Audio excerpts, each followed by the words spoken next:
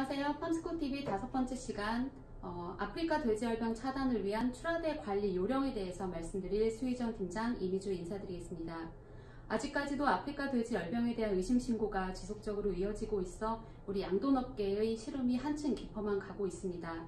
따라서 우리 농장에서 아프리카 돼지열병의 발생을 차단하기 위해 우리가 가장 집중해야 될 곳인 우리 출하대 방역 원칙에 대해서 오늘은 살펴보고자 합니다.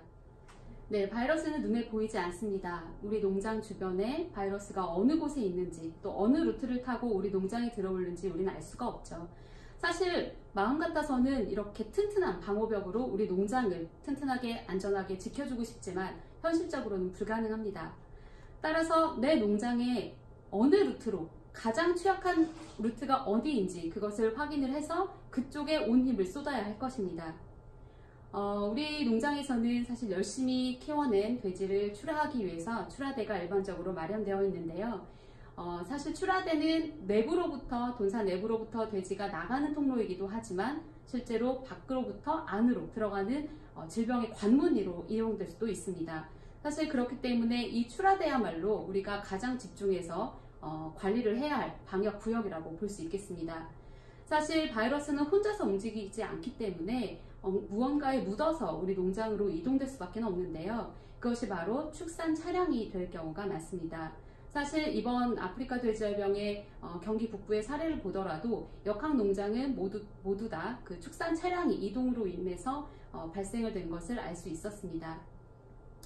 자, 그렇다면 출하대는 왜 위험할까요? 사실 태국의 CP그룹에서 이 양돈장에서 경제적인 질병으로 가장 많이 알려져 있는 PRRS에 대해서 이 전파 원인에 대해서 한번 분석해 본 결과가 있습니다. 보시는 것처럼 출하대를 통해서 질병이 전파가 된 경우가 약 67%이고 또 그 중에 우리 농장으로 들어오는 방문자와 직원까지 포함한다면 사실 사람에 의한 전파는 약 83%나 되는 것으로 알려져 있습니다. 사실 아프리카 돼지열병도 역시나 앞서 말씀드린 바와 같이 직접 접촉이 되는 질병이기 때문에 무언가에 묻어서 우리 농장으로 오는 것이고 또 우리 농장에 내려서 이동하는 사람에 의해서 또 이 질병이 전파가 될 수 있는 위험이 굉장히 높습니다. 네, 출하대 방역 요령입니다. 출하대 방역 요령은 굉장히 중요하지만 매우 간단하게 말씀드릴 수가 있습니다. 출하기사는 원칙적으로 절대 내 농장에서 하차하시면 안 됩니다. 만약에 부득이하게 하차할 경우에는 농장에서 지급한 전용 장화와 작업복, 장갑을 착용하고 내려야 합니다. 두 번째, 출하기사는 출하대를 넘나들거나 돈사 안으로 직접 들어가서 돼지 선별을 해서는 절대 안 됩니다. 세 번째, 농장 직원도 출하차의 적재칸으로 올라가서 직접 작업하는 일은 있어서는 안 됩니다.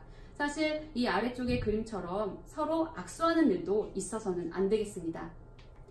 네, 안전한 출하를 위해 내 농장에서 비치해야 될 것이 있습니다. 바로 보시는 것처럼 출하 기사와 출하 전담 직원을 위한 작업복과 장화, 또 방수 토시와 장갑인데요.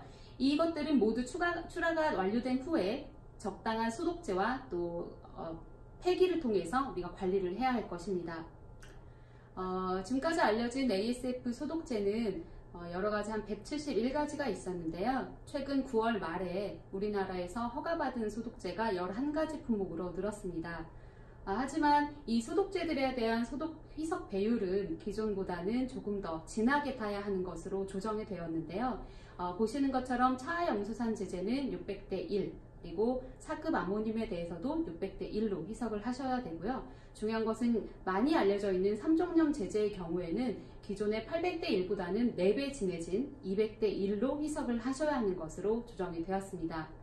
하지만 무엇보다 중요한 것은 바로 소독수를 어떻게 유지를 하느냐입니다. 소독수 희석 배율을 맞추기 위해서 우리는 대용량의 물탱크가 필요합니다. 그리고 20도의 소독수 온도를 유지하기 위해서 우리는 물탱크에 열선을 설치를 해야 할 것입니다. 그리고 중요한 것은 이 소독 후에 노출 시간은 최소 30분이 있어야 한다는 것입니다. 이렇게 세 가지 원칙이 준수되지 않으면 소독은 효과가 없습니다. 네, 출하대 방역은 우리가 절대 사수해야 할 방역의 절대 원칙, 방역의 절대 관문임을 잊어서는 안 되겠습니다. 감사합니다.